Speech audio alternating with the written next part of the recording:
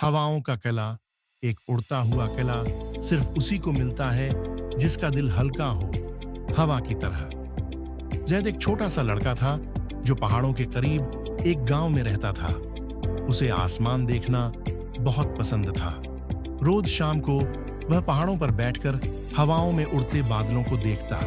दादा कहते थे, जब किसी का दिल बिल्कुल हल्का हो जाए तो वह हवाओं का किला देख सकता है, एक उड़ता हुआ महल जो सिर्फ दोस्ती और सच्चाई को दिखाई देता है।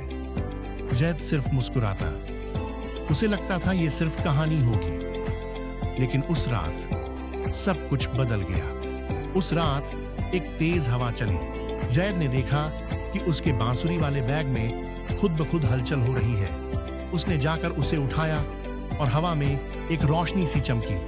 अचानक आसमान में एक महल का साया दिखाई दिया, हवाओं में तैरता हुआ। जैद ने अपनी आंखें मसल ली, लेकिन वो वहां था। फिर एक आवाज आई, सिर्फ वही कहिले तक पहुंच सकता है जो डर से आगे बढ़ता है। जैद ने देखा कि हवा से एक पारदर्शी सीढ़ी बन रही थी, सीधी आसमान की ओर। उसने गहरी सांस ली और चढ़ाई शुरू की। हर कदम पर हवा उसे परख रही थी, कभी तेज तूफान, कभी आवाजें जो कहती वापस जाओ। लेकिन जैद ने बांसुरी निकाली और हल्की सी धुन बजाई। हवा ने शायद पहचान लिया और रास्ता खुल गया। जब जैद किले में दाखिल हुआ तो वहां सब कुछ हवा से बना हुआ था। कमरे, पर्दे, यहां तक कि फर्नीचर भी। वहां 4 रखवाले थे, एक परियों का सरदार, एक हवादार पैंथर, एक बोलती घंटी और एक रोशन बादल। उन्होंने कहा, जैद, तुम यहां इसलिए आए हो क्योंकि तुम्हारा दिल नफरत से पाक है। लेकिन परीक्षा अभी बाकी थी। तुम्हें हवा की रोशनी लानी होगी, लेकिन सिर्फ किसी दुश्मन की मदद से। एक रोशन पत्थर उसे दिया गया और वह नीचे वापस भेज दिया गया। वहां उसकी मुलाकात सफी से हुई, एक लड़का जो उसे हमेशा चिढ़ाता था।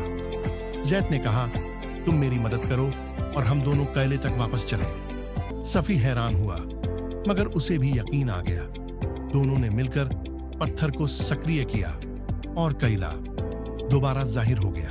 जब जैद और सफी वापस किले में आए, रखवालों ने कहा, तुम दोनों ने साबित किया कि दोस्ती और माफी में सबसे ज्यादा ताकत होती है। फिर उनकी बांसुरी हवा में घूमकर एक नई धुन बन गई जो सिर्फ दोस्तों के लिए थी। उस दिन के बाद जैद और सफी हर चांदनी रात उस किले में जाते जहां उनकी दोस्ती और हिम्मत ने हवाओं का राज जीत लिया था।